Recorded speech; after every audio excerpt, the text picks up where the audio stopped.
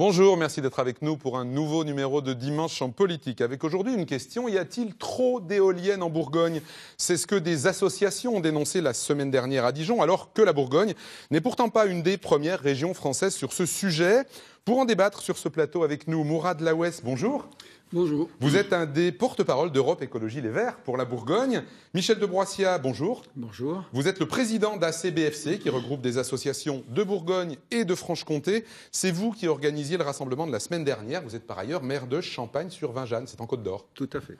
Et Emmanuel Schudink, bonjour. Bonjour. Vous êtes le délégué général de ce qu'on appelle le cluster éolien, qui regroupe l'ensemble des entreprises du secteur éolien dans la région Bourgogne. Et vous êtes très nombreux chez vous à avoir réagi sur le sujet, à nous avoir envoyé des messages qui seront cités, lus lorsqu'il en sera question pendant cette émission. Notre question d'introduction était certes lapidaire, y a-t-il trop d'éoliennes, mais elle pose d'entrée le sujet. Michel de Broissia, d'après vous, il y aurait trop d'éoliennes en Bourgogne, alors que sur les 22 anciennes régions, nous ne sommes que la 12e en nombre d'éoliennes. Oui, mais avant de dire ça, il faut se poser la question, à quoi servent-elles et qu'est-ce qu'elles donnent? Donc il faut faire un retour d'expérience et nécessairement, il faut passer par le parc de Saint-Seine-l'Abbaye. Donc, si vous voulez, moi, je suis tombé dans ces éoliennes par hasard, en 2010, parce qu'elles arrivaient chez moi. Et en tant qu'ingénieur, en tant que même docteur en environnement, si vous voulez, je me suis posé la question, j'ai acheté les données météo et j'ai commencé à faire des simulations pour voir ce que ça donnait. Et quand je ne comprenais pas, parce que j'allais au comité de pilotage du Mirbellois où on voulait faire un parc éolien, et je disais, ça ne marche pas.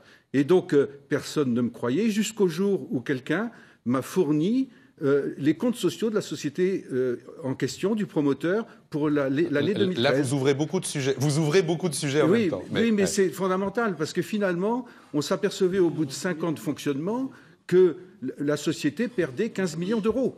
Donc, à partir de là, si vous voulez, le problème se posait de façon complètement différente. On va faire répondre, parce qu'on va avancer, on a une demi-heure. Après, il faut se poser la question, pourquoi les éoliennes sont si grandes maintenant? Alors, vous ouvrez, c'est bien ce que je disais, vous ouvrez plusieurs sujets à la fois. D'abord, cette première question, Mourad Laouès, est-ce qu'on peut la poser comme ça d'ailleurs? Y a-t-il trop d'éoliennes ou pas? Non, il n'y a pas trop d'éoliennes. D'ailleurs, M. de Broissia dit qu'il est ingénieur en environnement, docteur en environnement. Il dit aussi qu'il est... il lutte pour la préservation de l'environnement. Nous en parlerons, parce que là-dessus, les écologistes tout de même sont les mieux placés sur cette question. Maintenant, pour revenir à la réalité de l'éolien, les éoliennes sont en majorité très bien acceptées. Je vous propose deux indicateurs.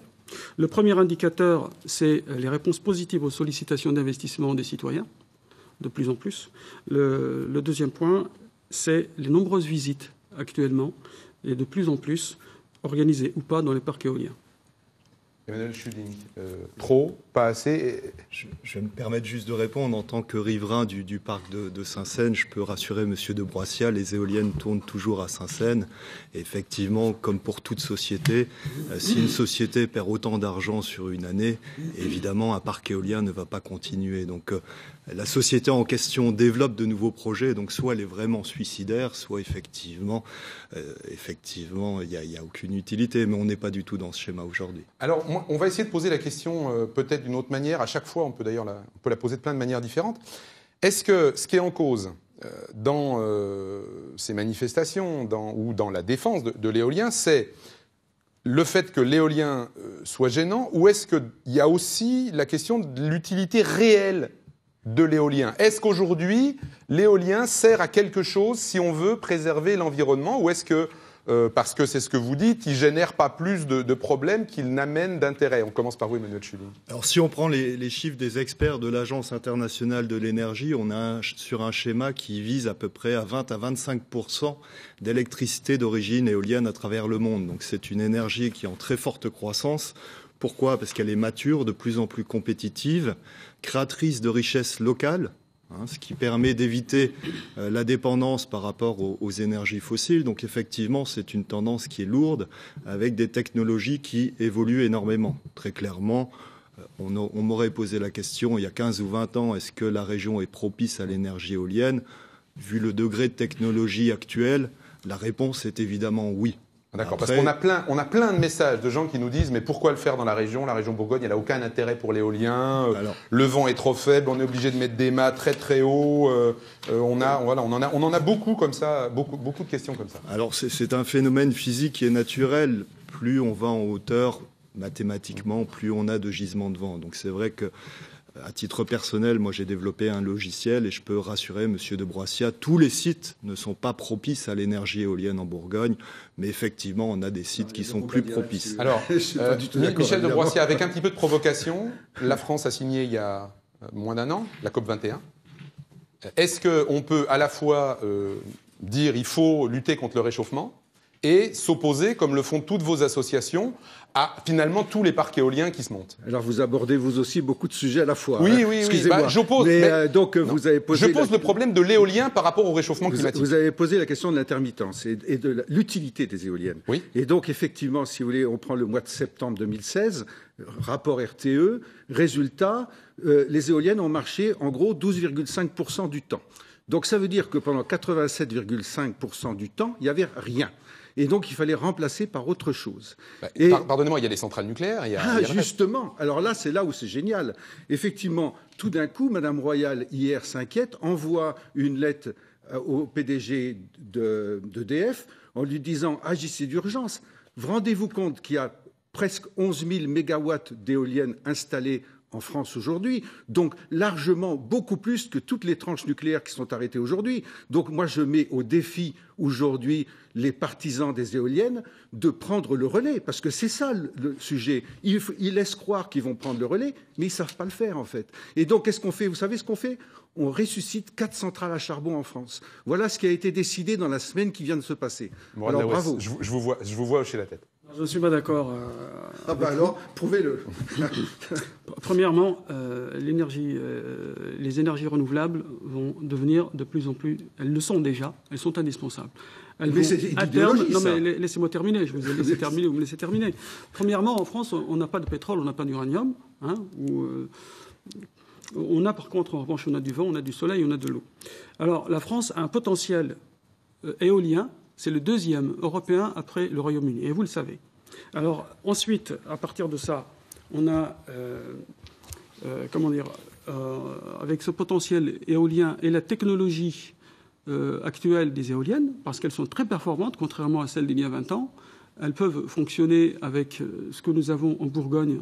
Mais monsieur, moi je notre connais mieux que potentiel vous éolien. ce problème. Non, C'est je l'énergie suis pas sûr. cinétique du vent. Vous me laissez terminer. L'énergie cinétique du vent, Vous elle me est laissez fonction de terminer. la vitesse du vent au Non, cube. non. Vous parlez d'ailleurs des éoliennes qui s'arrêtent, hein, parce que vous oubliez une chose, c'est que l'éolienne, quand elle s'arrête, soit elle est en maintenance, ou en fonction de la trajectoire des vents, parce que les vents, évidemment, ils ne sont pas tout le temps dans une unique direction, mais ça n'a rien à voir avec ce que vous dites, à savoir... Mais ça répond à des lois mathématiques physiques. non, mais attendez. Michel de Broissia, on peut Attendez, moi aussi, se je connais douter les mathématiques et la physique, qu'il y a des ingénieurs des deux côtés sur ce sujet. Moi, j'ai envie de faire répondre à ce que vous aviez dit pour qu'on avance point par point. Emmanuel Schuding, sur un point, est-ce que c'est vrai que quand les éoliennes s'arrêtent, parce qu'il n'y a pas de vent, il faut utiliser des centrales à charbon pour compenser et générer finalement, aller à l'encontre des objectifs de la COP21, on va Non, le dire. C'est absolument faux. Les centrales à charbon dont M. de Broissia parle existent déjà. Les centrales à charbon existent déjà depuis un siècle en France. On en a fermé quelques-unes depuis les implantations d'éoliennes. Preuve en est celle de Monceau à Lucie. La tendance est lourde, c'est-à-dire qu'on ferme aujourd'hui des centrales d'origine fossile. Monsieur, c'est clair, on vient de suspendre. Là, cette semaine, Mais est-ce que ces énergies se complètent? la fermeture de 4 centrales. On vient de suspendre la fermeture, tout à fait, je suis d'accord avec vous. Ah, voilà. On suspend la fermeture, mais là, la cause n'est pas l'éolien, la cause est l'arrêt de tranches nucléaires. Ah, mais alors pourquoi l'éolien ne prend pas le relais? C'est tout bête. C'est tout bête, tout simplement. Attends, permettez-moi d'y répondre. Tout simplement parce que nous n'avons pas assez développé les énergies renouvelables en France. Alors, vous vous rendez compte? Alors, jusqu'à quand il faut les développer? Il faudrait mettre 60 000, 120 000, avec des résultats comme 12,5% de rendement sur un mois. Mais comment fait-on? On n'est pas du tout dans les rendements que vous décrivez. Mais prenez l'exemple de l'Allemagne. L'Allemagne a développé des énergies renouvelables qui sont équivalentes à leurs énergies pilotables, Oui. ils n'ont pas retiré 1 mégawatt d'énergie pilotable. Non. C'est-à-dire que les Attendez, éoliennes... Attendez. S'il vous plaît. Permettez-moi juste d'y répondre. L'Allemagne a quand même retiré 25% de son parc électrique au travers des centrales nucléaires. C'est énorme. Mais ils les ont remplacés En par des quelques centrales à années. charbon, monsieur. Mais non. Ah, non, Citez-moi. non, non, Alors là, j'ai non, non, non, Citez-moi ils ont citez-moi pas un fait- seul non, nom non, de non. centrale à Intégralement. charbon. Un seul non, nom. absolument pas. Un seul nom de Absolument. centrale à C'est charbon. complètement faux. C'est J'ai- complètement faux. Je Vous avez vivais en des Allemagne. statistiques qui sont fausses, monsieur. Attendez, Non, je vivais en Allemagne. restons- Je peux vous soyons assurer paranoïaques. que l'énergie au charbon, l'électricité au charbon, elle a toujours été présente en Allemagne et de manière beaucoup plus importante qu'aujourd'hui. Et vous ne dites pas qu'aujourd'hui, l'Allemagne crée de nouvelles centrales au charbon et qu'elle en ouvre encore aujourd'hui? C'est faux ou c'est vrai, ça? C'est faux. Ce sont des Ah, c'est centrales. faux. Ce Vous dites sont que des... c'est faux. Oui, tout à fait. Alors là, je vous le- le défie Donc, de le prouver. Écoutez, on veut- citez-moi un nom de centrale, un seul nom. Et je vous un mot prouverai de que c'est Mourad un Laouest et puis on remplacement. avance. Alors, moi je reviens, bon, un petit mot, ça risque d'être Non, un peu mais faites. long, parce que je reviendrai un petit peu sur à la fois les énergies fossiles dont parle monsieur, mais également un peu de nucléaire, parce que de ce côté-là, notre indépendance énergétique, elle est dans les énergies renouvelables. Nous avons ce défi à relever. Nous avons les engagements de la France, dont je crois que monsieur a parlé à l'instant, à savoir les réductions des gaz à effet de Bien sûr, serre ouais. et toutes ces choses-là. Donc, nous avons des engagements à l'Union européenne, des engagements avec la COP21. Nous avons la loi de la transition énergétique. Les énergies renouvelables sont obligatoires. On n'a pas le choix. Il y a deux autres raisons. L'environnement et la santé publique, d'une part. L'économie et la stratégie de réindustrialisation de notre région, d'autre part. Sur le plan environnemental, nous devons diviser par 4 les gaz à effet de serre d'ici 2050. Et vous le savez très bien, le réchauffement climatique, à moins que vous soyez un climato-sceptique, le fait est là. C'est le GIEC qui le dit. Retirer La réduction de la consommation, quand il y a pas de vent. la réduction de 50% à l'horizon 2050 des gaz à effet de serre obligatoires. La part des énergies renouvelables doivent passer à 23% en 2020, à 32% en Mais 2050. vous avez Nous un n'avons discours pas le choix. idéologique et politique. Non, mais attendez, C'est pas technique. Attendez, je vais vous dire un truc. Vous devez oublier. Écoutez, je suis comme vous, je fais des études scientifiques, mais là, je suis un politique, je vois les choses de manière beaucoup plus large que vous. Je suis désolé de vous le dire de cette manière, parce que faire de la politique, c'est avoir des projets de société, c'est réfléchir aux projets de société. Et un de nos projets à nous, c'est de maintenir le réchauffement climatique à moins de 2 degrés, et de préférence à moins de 1,5. Non. Mais qu'est-ce que vous ête maire de votre commune, mais vous prétendez protéger l'environnement, mais qu'est-ce que vous allez léguer aux enfants de vos concitoyens? Répondez-moi à une question, monsieur. Comment faites-vous quand le vent ne souffle pas pendant un mois? Par quoi le remplacez-vous? La question est fondamentale. Premièrement, je veux vous dire, est-ce que le vent ne peut pas souffler pendant un mois? Non, mais c'est absurde. Il a soufflé au mois de septembre 2016. Je n'ai pas terminé. Est-ce que c'est le sujet? Pardonnez-moi, mais est-ce que c'est le sujet? Non, c'est pas le sujet. Ensuite, c'est le sujet. Je termine juste sur ce point. Parce qu'il ne s'agit pas uniquement de faire un pari d'éoliennes, 100% d'éoliennes, on reste tout le reste. Là, il s'agit de relever le défi des énergies renouvelables, et toutes énergies renouvelables confondues. Vous avez l'éolien, c'est nécessaire. Vous avez le photovoltaïque, c'est nécessaire. La biomasse, c'est nécessaire. Donc, tout ça ensemble, ça nous permet de faire un réseau intelligent de petites centrales, et pas besoin de faire un énorme machin. Hein. C'est ce qu'on appelle le mix énergétique? Pas tout à fait. J'exclus le nucléaire. Attention, parce que le nucléaire, avec les devoirs du nucléaire. Juste un mot, d'Emmanuel Schutting pour refermer, puis après on avance, puis je vais les répondre, bien sûr. Si je peux y répondre. Je vous voyais vous agiter, c'est pour ça. C'est vrai qu'on a un scénario de l'ADEME qui envisage à 2050 un scénario 100% énergie renouvelable. Il n'a jamais été question de faire 100% d'éolien. Les énergies renouvelables, sont complémentaires. L'hydroélectricité, par exemple, est un excellent moyen de stockage de l'électricité éolienne. C'est ce que fait le Danemark avec la Norvège, par exemple, ce qui lui permet d'atteindre 40% d'éolien, en basculant effectivement le surplus en période de surplus vers la Norvège, et inversement, quand nous n'avons pas de vent, on importe l'électricité hydroélectrique. Je voudrais souligner un point, la région se met aussi très fortement en avant sur des technologies de stockage de demain pour permettre justement de pallier ces difficultés. Non, on rase pas gratis. Attendez, parce que le stockage. Gratis. Pensez au stockage. Permettez-moi juste de terminer. La région veut être en pointe sur le stockage via l'hydrogène. C'est un pari certes ambitieux, mais qui s'inscrit dans cette lignée. C'est vrai que c'est un enjeu majeur, mais qui concerne l'éolien, mais toutes les sources d'électricité. Aujourd'hui, on ne sait pas stocker non plus le nucléaire. ni d'autres sources d'électricité. Donc l'avenir, il est évidemment dans les problématiques de stockage. Et la région l'a compris et on travaille avec eux sur cette thématique. On a beaucoup parlé de technique. Moi, j'ai envie de nous faire avancer, mais justement, c'est là-dessus que vous allez pouvoir répondre. Parce qu'il ne faut pas qu'on passe une demi-heure sur la technique. Je pense qu'il y a déjà des gens qui sont partis au marché à cause de ça. En revanche... Non, mais parlons de la hauteur des éoliennes, si vous voulez bien. Alors, parce que... en l'étendant, si vous voulez bien, Michel de Broissia, à votre jardin. En plaisantant, ou à votre arrière-cour. Vous savez ce que les Américains appellent NIMBY, pas dans mon arrière-cour, c'est-à-dire je veux bien de tout, mais je ne le veux pas chez moi. Est-ce que c'est ça qui se joue autour des éoliennes? C'est-à-dire globalement, tout le monde est d'accord pour réduire les gaz à effet de serre, mais les éoliennes, on les veut bien dans un endroit qui serait au large de la côte, par exemple, mais pas chez soi. Et est-ce que ça a vraiment un impact sur les paysages? Est-ce qu'on doit considérer que les paysages sont abîmés, détruits par les éoliennes? Est-ce que c'est ça que disent vos adhérents? Je crois qu'il y a un très grand mépris de la ruralité. Parce que je vous avais envoyé, malheureusement, vous ne pouviez pas le passer, mais je vous ai envoyé une photo, un photomontage fait par un promoteur, donc d'un petit village. Vous aurez compris qu'on préfère ne pas passer les photomontages. Qui se trouve, mais oui, mais c'est fait par un promoteur, pas fait par moi, si vous voulez, et qui montre une éolienne à 1000 mètres d'un village. C'est hallucinant, c'est insupportable. Et donc, pardon, en quoi est-ce insupportable? Qu'on soit d'accord sur les mots, qu'on soit d'accord sur les mots. Mais il aurait fallu que vous acceptiez de montrer mon photomontage.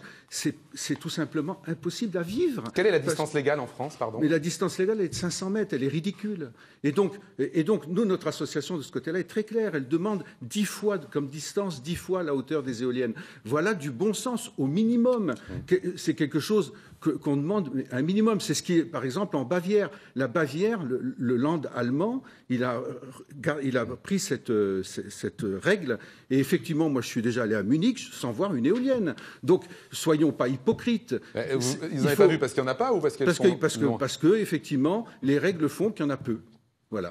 Donc ça réduit la même chose en Pologne. Enfin, ça rend humain l'implantation d'éoliennes dans un territoire. L'Allemagne est le premier pays européen en termes d'éoliennes. Oui, mais finalement, la Bavière, qui est une région qui nous ressemble par son patrimoine et ses paysages, elle a su les préserver. Nous, pas. Alors, vous vouliez répondre, Mourad Laouest, là-dessus, Oui, je voudrais répondre sur l'aspect affreux des éoliennes.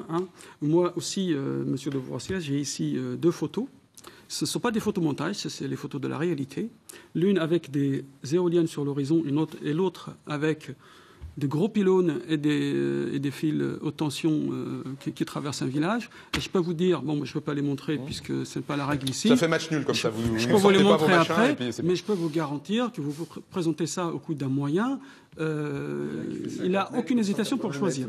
Cela dit, c'est rigolo. Cela dit, tout choix énergétique, tout choix de développement que nous faisons impacte notre paysage, impacte notre mode de vie. Alors, vous acceptez bien des zones commerciales, des zones industrielles, qui sont quand même pas des modèles d'architecture. Vous acceptez bien les centrales nucléaires et les centrales thermiques qui ne sont pas plus. Vous acceptez bien les lignes TGV, vous acceptez les infrastructures autoroutières et les aéroports qui détruisent en plus l'environnement. Vous acceptez tout ça, mais vous refusez les éoliennes, alors que les éoliennes sont harmonieusement intégrées dans les paysages. Qu'est-ce que vous acceptez, monsieur? Excusez-moi, parce que là, je me demande dans quel monde vous vivez, là. Attendez, justement. J'y viens, parce que je vais vous dire, le paysage est un élément dynamique. Tout ce que je vous dis, c'est que tout simplement, nous devons vivre avec les besoins de la population, les besoins fondamentaux. On doit être à l'écoute de ces besoins.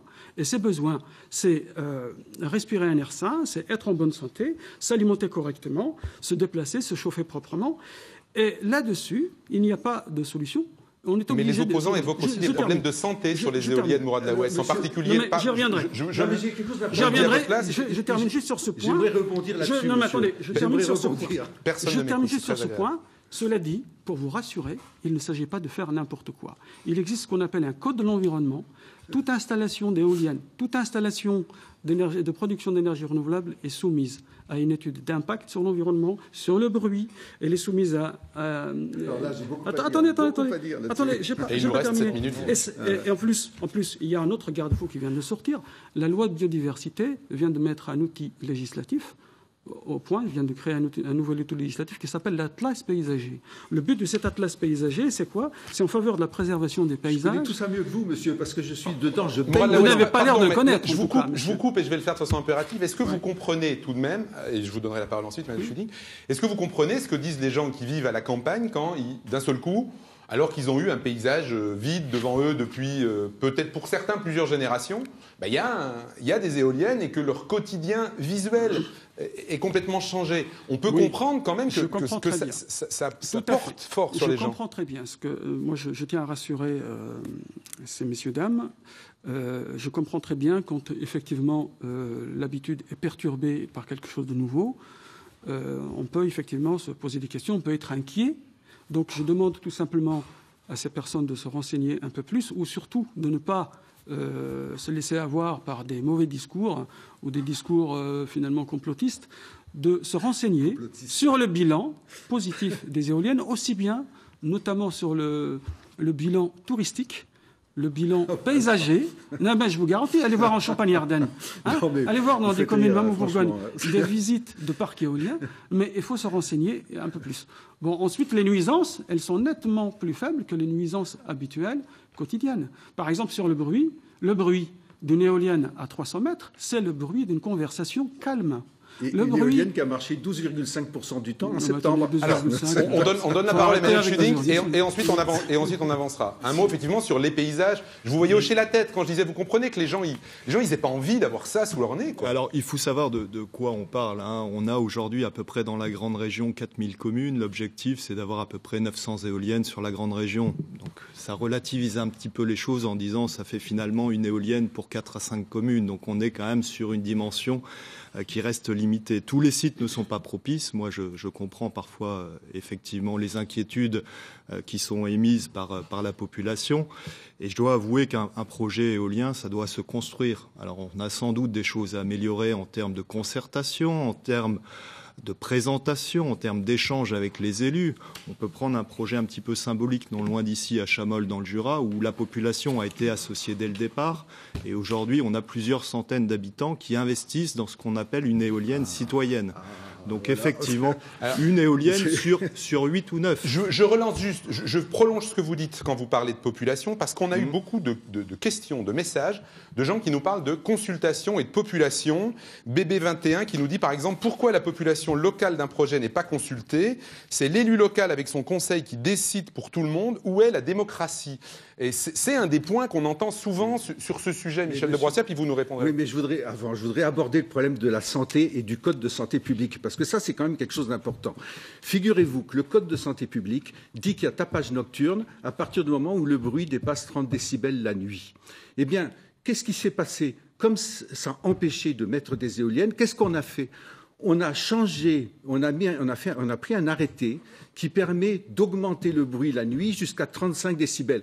C'est-à-dire que les riverains d'éoliennes, en plus de voir clignoter les éoliennes à 2 niveaux... On a d'ailleurs des questions sur les lumières aussi, qui gênent un certain nombre de gens. Donc, ils vont se payer le bruit la nuit. Alors, ne me dites pas que c'est rien. Moi, je suis en relation avec un habitant de Monceau-et-Charnans qui a une maison qui s'est construite à flanc de coteau. Il est à 680 mètres d'une éolienne. Dès que le vent souffle du sud, il ne peut pas dormir. C'est la vérité. Et donc, quand le Code de santé publique fait passer les seuils de 30 à 35 dB, ça veut dire que ça autorise un bruit. Mais là, vous contestez le Code de santé publique. Je ne le conteste pas. Au contraire, justement, je voudrais qu'il s'applique aux riverains d'éoliennes. Et ça, c'est honteux. C'est-à-dire qu'on a bidouillé le Code de santé publique pour que les riverains d'éoliennes en prennent plein la gueule. C'est le mépris de la ruralité totale. Et quand on fait passer à 35 décibels, ça revient à multiplier par 3 le bruit à la source. C'est considérable. Alors c'est honteux. Et quand je lis dans vos publications, monsieur Laouesse, que vous êtes contre le gigantisme des éoliennes, il est impossible de faire autrement parce qu'il n'y a pas de vent dans notre région. La seule solution, c'est d'augmenter la surface de la voilure. Parce que j'y peux rien, l'énergie cinétique du vent, elle dit ça. Ah ben vous y revenez à la technique, je vous avais pourtant interdit. Mais oui, mais voilà. Non. Si je peux juste répondre quelques données au niveau du bruit, effectivement.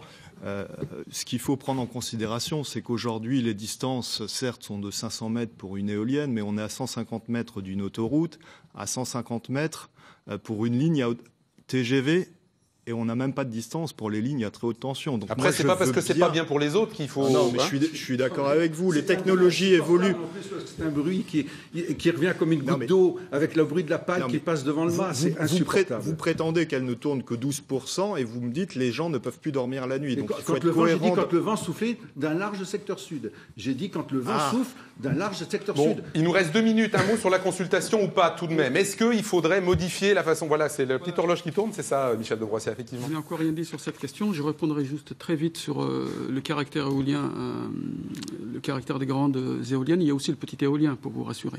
Bon, je passe sur la consultation. Ouais, un mot sur la consultation, parce qu'en plus, tout ce qui est participatif chez Europe Écologie, c'est... Absolument. Nous sommes, d'ailleurs, c'est au cœur de la gouvernance écologiste, la consultation. Pour ELV, les projets doivent toujours être co-construits du début jusqu'à la fin. Ce qui n'est pas le cas, on est d'accord pour l'instant, dans la plupart des cas ? Ce n'est pas toujours le cas, effectivement. Pour aboutir à des projets consensuels, je vous cite Center Parcs, par exemple. Non, mais écoutez, attendez, on a des commissions d'enquête publique qui viennent chez nous, qui donnent un avis défavorable, et le préfet signe des deux mains. Nous n'avons pas la même vision. J'y peux rien, nous n'avons pas la même vision. Nous n'avons pas la même vision de la consultation citoyenne, vous et moi. C'est le cas chez moi. Vous me laissez terminer, s'il vous plaît. Nous n'avons pas la même vision de la consultation citoyenne. La consultation... Non, mais attendez. Il faut savoir une chose, c'est que le dialogue, je dis bien le dialogue, pas la mise devant le fait accompli, le dialogue avec la population est une nécessité démocratique. Sur ce point, je vais vous dire une chose. Aujourd'hui, les citoyens, ils veulent participer et être acteurs du développement et de l'aménagement de leur territoire. Oui, mais là, il y a plein de citoyens qui disent qu'ils ne sont pas d'accord dans ces associations. Non. C'est un mouvement sociétal. Les gens ne supportent plus d'être mis devant le fait accompli. En revanche, quand un projet est co-construit entre citoyens, collectivités locales, comme ça se passe par exemple dans le Clunisois, pour des projets dans le Clunisois ou à Chamol, en Franche-Comté, ça se passe très bien. Les promoteurs éoliens, ils vont voir une commune, ils disent si tu ne mets pas des éoliennes, je la mets sur la commune à côté, ils disent la même chose aux paysans. Non. Attendez, je ne rigole pas, c'est un sujet très sérieux, je prends très au sérieux ce que disent nos concitoyens, et je peux vous garantir que là-dessus, je suis intraitable sur la consultation. Vous savez quoi ? Moi, je vais être intraitable parce que je vous arrête tout de suite. Regardez, 30 secondes. Juste un mot important. Non, 25 secondes. En fait... Non, c'est terminé. Je vous coupe. L'émission est terminée. Il nous reste 20 secondes. Je dois juste annoncer que c'est Ségolène Royal qui sera, justement, on parlera sûrement d'éolien dans la deuxième partie, la partie nationale de cette émission. Non, on n'a pas parlé d'emploi. J'en suis désolé, Manuel Schuding. C'était un vrai débat. Merci à tous les trois. Bon dimanche. Au revoir.